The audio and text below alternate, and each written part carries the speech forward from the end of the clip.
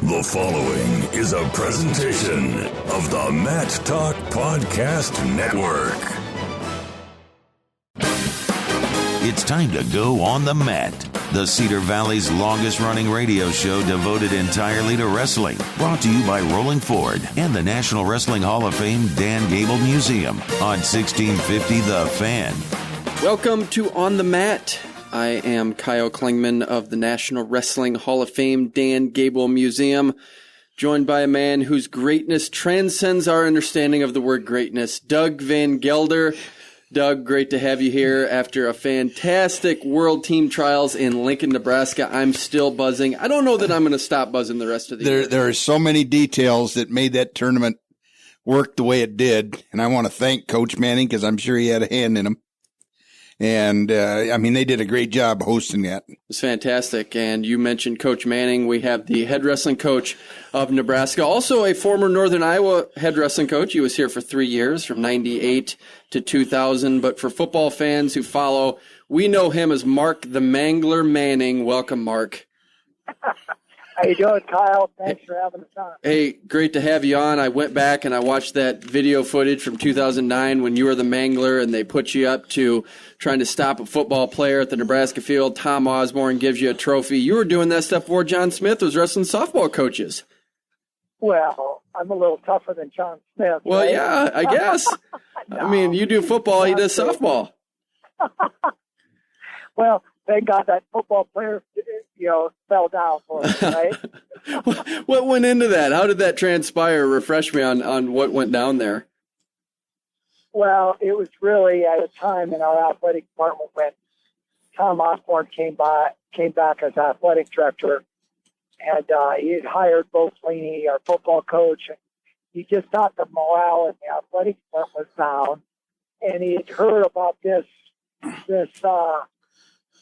argument over whether the wrestling coach could tackle this Brandon Magoni guy who was on the football team and the team captain, special team guy. And anyway, it was kind of a funny story that whether I could ever tackle him. And then it turned out to be a real deal that Coach Osborne, Bo Flaney really wanted to, set it up after practice, and they made a big deal out of it. It was always just kind of a joke, but then it turned into reality. So anyway, it was just a funny thing that Coach Osborne and Bo really wanted to just get the morale in the athletic department back up. And it's kind of a fun thing, and thank God it didn't break my neck. Well, hey, they lifted you up on their shoulders afterward and had a big celebration. I doubt you got that kind of reaction when you were at UNO winning national championships. That's right. Well, Brandon Magoni was a tough dude, so thank God he fell down for me. Yeah. A lot of fun. We're talking with Mark Manning, head wrestling coach at the University of Nebraska. We were just in Lincoln, Mark, and I think the general consensus of people I've talked to, and I don't know what you've heard, but some have said this is the best wrestling they've ever seen in their lives, the best one day of wrestling they've ever seen, the most exhilaration, the most storylines. What have you heard about the response from the World Team Trials that just took place in Lincoln? Yeah, Kyle, we've had raving reviews. People really, they don't love Lincoln. I mean, Lincoln's been, it's undergoing a lot of changes the last 10 to 15 years. That Haymarket rail yard area down there is beautiful, down there by Pinnacle Bank Arena. So a lot of people have never experienced any of that because that's been, the last 6-7 years. So just the city of Lincoln is really very clean, very nice. People are awesome. The East Coast people really enjoyed how, just hospitable and friendly, the Midwest is. They really enjoyed coming out. And then just at the Vandy Center, our event staff and support staff, obviously at USA Wrestling, did a great job. And all our facility people, they're used to running big-time events there in Lincoln. And, so from Husker Vision all the way down to our support staff, they did a super job. And obviously the wrestlers made it special. And I thought even Friday, the juniors were a treat. I mean, it's really impressive to see the young talent that we have across America in a lot of those weight classes that are up-and-coming guys that are going to be, a future of our future for our sport, a future for USA Wrestling. Maybe not 2020, but after 2020, we have a lot of good young talent that's going to make the mark.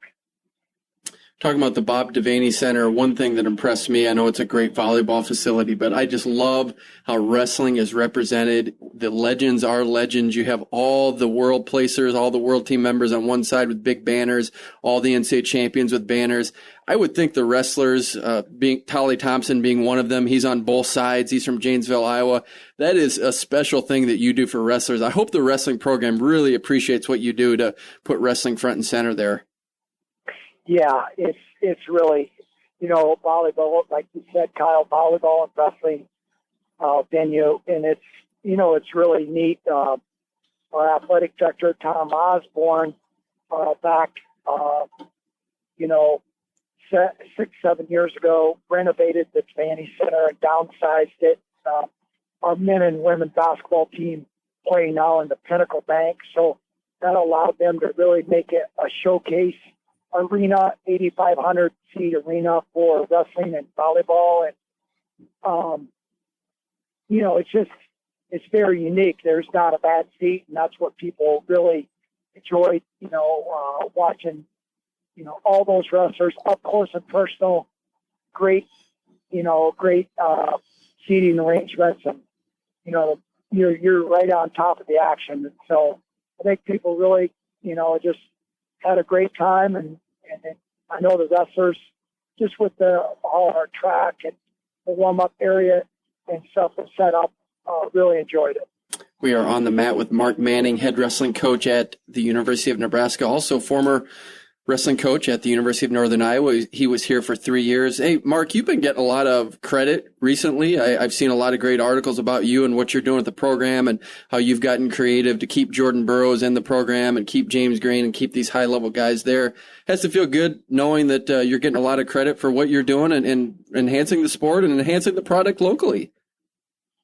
Well, it's not about me at all. It's about our program and about the guys thinking it, the guys in our current program and those guys, it's family, and so,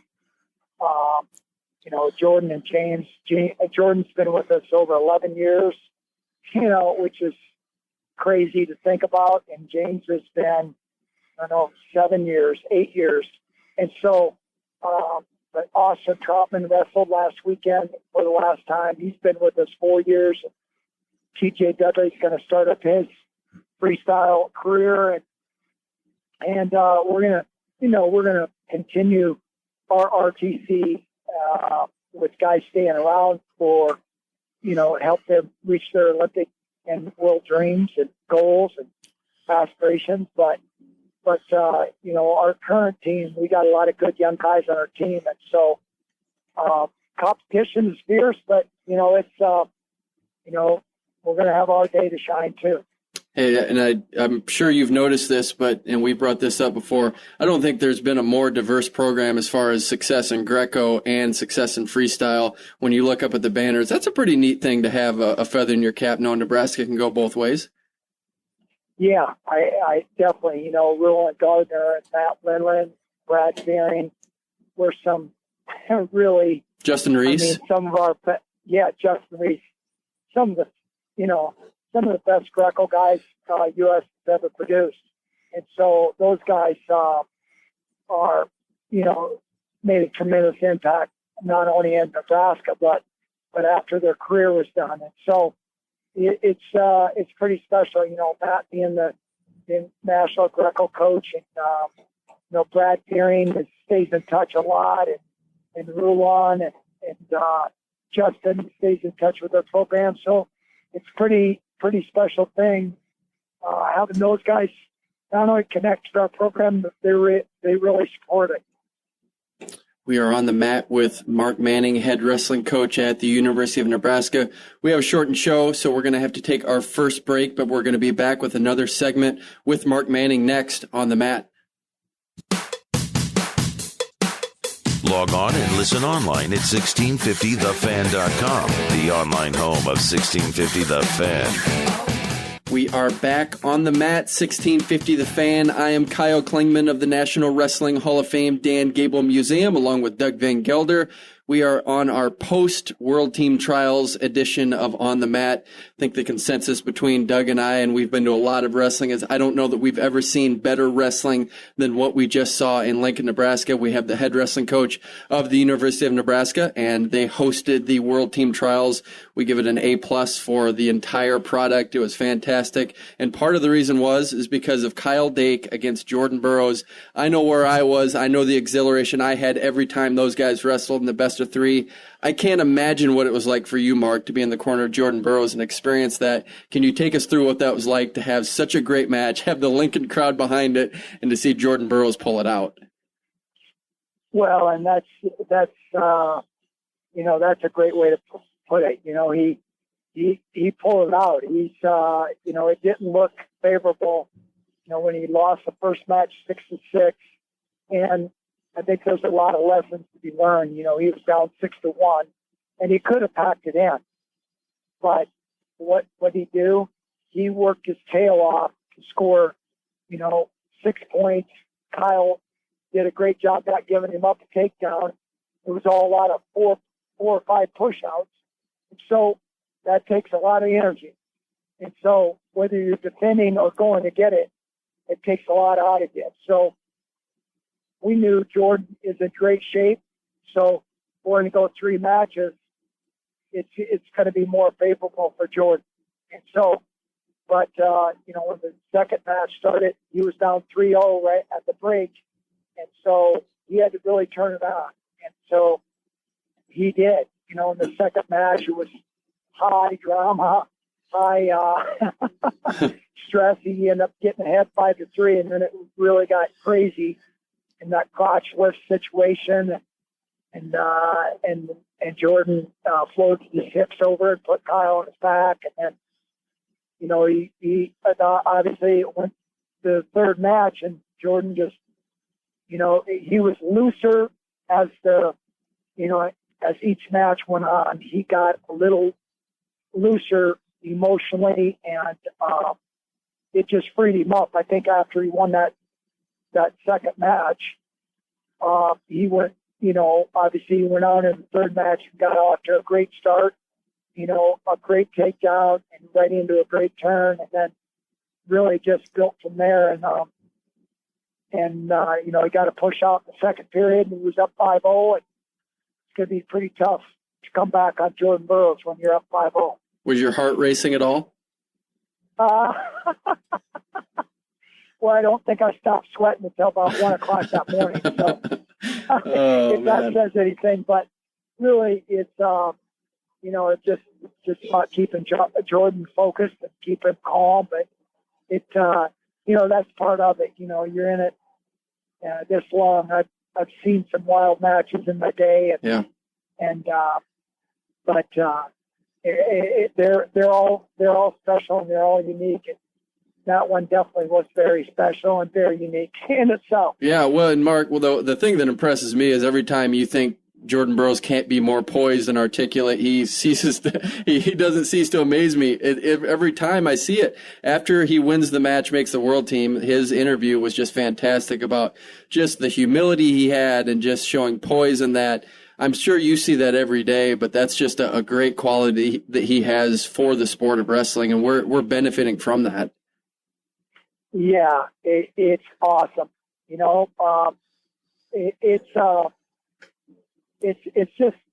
tremendous,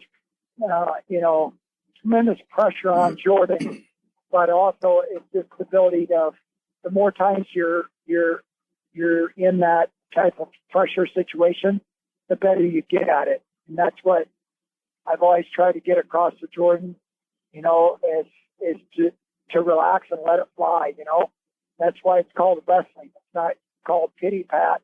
You go out there and you got to compete. And so, I told Jordan after the first match, hey, he was a little bit down. I said, hey, Jordan, here's the deal. You're going to have a great narrative.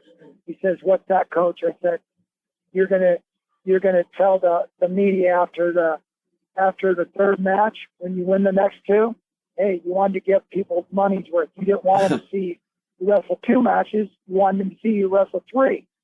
So He laughed, got a little chuckle, and then it played out. So it was, it was a great way to end the night. And obviously, James Green performed, like a champ. And so he's really on track to win his first world title too. So pretty special. Yeah, and I want to make sure we mention James Green, coach, because there was a great performance there, and a guy who is continuing to improve and was a 4-time All-American in college, but has really excelled at the international level. He was a bronze medalist at the 2015 World Championships, had to cut all that weight to get to the low weight class at 143 at the Olympic trials, but he's at his natural weight and he looks fantastic. How has he been able to prove since 2015 at Las Vegas? He's just really progressed. He cut an insane amount of weight last year, and really, he was a fraction of himself. But that just shows how bad he wanted it, to say, hey, you got to come from, the next weight up is Jordan Burroughs' weight, 74 kilos. He's not going to beat Jordan. So he had to go all the way down to 65 kilos. Well, that's a crazy amount of weight, down to 143 and a half. And I saw him work out 6 months and eat clean, work out 3 times a day for 6 months, and the guy stayed on track. And that just shows how bad he wanted it. Now, he didn't look good, he didn't wrestle well, but he laid it on the line. That's what makes him great today, is that he's learned the lessons that, you know what, I put it out there, it didn't work out, and I'm going to get better because of it. And so I'm really proud of that guy, and I admire his work ethic, and I admire how he's just stayed in there, and he's a pro, man. He's world class, and obviously he's really got better from Jordan, but Jordan has got a lot better from James too. So it's really fun to see those guys, in the room working with our team, and just how they relate to each other and how they feed off each other. We are on the mat with Mark Manning, head wrestling coach at Nebraska, also coached at the University of Northern Iowa from 1998 season to the 2000 season. And coach is someone who took your wrestling theory class. I feel like I got slighted. This is my profession. You weren't there half the time. I mean, what up with that? I mean, well, that was the class I wanted to take. That's what I wanted to be in, and you slighted me, coach. Well, I think that's why you are where you're at today, because you took that wrestling theory class at Northern Iowa. Really? See, okay. That got you started. That little seed set your pattern where it is today. Well, I think Briggs would have showed up all the time, though. I thought I was paid to be the wrestling coach, not be the wrestling theory coach. Yeah, you're right about that. You made the right moves, not showing up to all that. But as we're talking about the state of Iowa, you got a nice recruit come from the state of Iowa. You got to be excited about that too. Yeah, I can't really comment about that guy, but it is it's nice that there's a lot of good guys in Iowa, and we're excited about our future. Yep. Now, hey, when you talk about the future and what you have, I know you have a busy next 5 months coming up here in the World Championships, going to Paris. What transpires for you until that time? What does that look like, not only for you but for Jordan Burroughs and James Green? Well, there's some training camps coming up, the end of June, first part of July, and then there's in the middle of July, Coach Sadek wants to take the national team to Spain for the Spanish Grand Prix, wrestling a kind of a pre-World Team tournament. And that'll be about, 5-6 weeks out from when they compete in Paris in August. So it gives them a good tune-up tournament, wrestle some foreigners. It's always a little different overseas than it is, when you wrestle domestically here in America. So that's going to be really good. Do some training camps late July, go over to Germany for the they go to Germany to acclimate, and we train in Germany at Air Force Base, and then head into Paris, and lay it all on the line August 25th and 26th. All right. Hey, it's been great having you on the show. Real quick, if you had to try to tackle Tolly Thompson, how would that go? Not good for Mark Manning. Tolly Thompson, the beast, man. He's, he could. I don't know if I could tackle one leg, let alone two, but Tolly is great, man. The guy has done a lot to Nebraska wrestling, and wish him and his wife, family all the best. They're great people, great family, and Tolly was, means a lot to Nebraska wrestling, and he's a great friend. Well, hey, appreciate you coming on the show and taking the time. It means a lot to us. Congratulations on one of the best wrestling events, if not the best wrestling event that Doug and I have ever been to. So it's a big part of our wrestling journey, and we thank you for being part of it. You bet, Doug. Thanks, Kyle. I appreciate you guys having us on, and go Huskers. All right, that was Mark Manning, head wrestling coach at Nebraska. He was here for a 3-year stint at Northern Iowa, and it was a good 3-year stint. They improved. Last national champion was under Mark Manning, Tony Davis in 2000. So I know that Doug Schwab wants to get to that point, but they had some great things going on in Nebraska. And I know you had fun. That's where your family lives, some of it. Yeah. I got to see the granddaughters and go to wrestling. I mean, it don't get any better than that for a 66-year-old guy. Yep. So Doug is the ultimate fan, and if you were there, you got a chance to probably see him on the corner. Hey, it's been fun to have Mark Manning on this shortened show. Also, always fun to have Scott Fensloff and Doug Van Gelder on the program. I'm Kyle Klingman. You've been listening to On the Mat on 1650 The Fan. You've been listening to On the Mat, the Cedar Valley's longest-running radio show devoted entirely to wrestling. Brought to you by Rolling Ford and the National Wrestling Hall of Fame Dan Gable Museum on 1650 The Fan.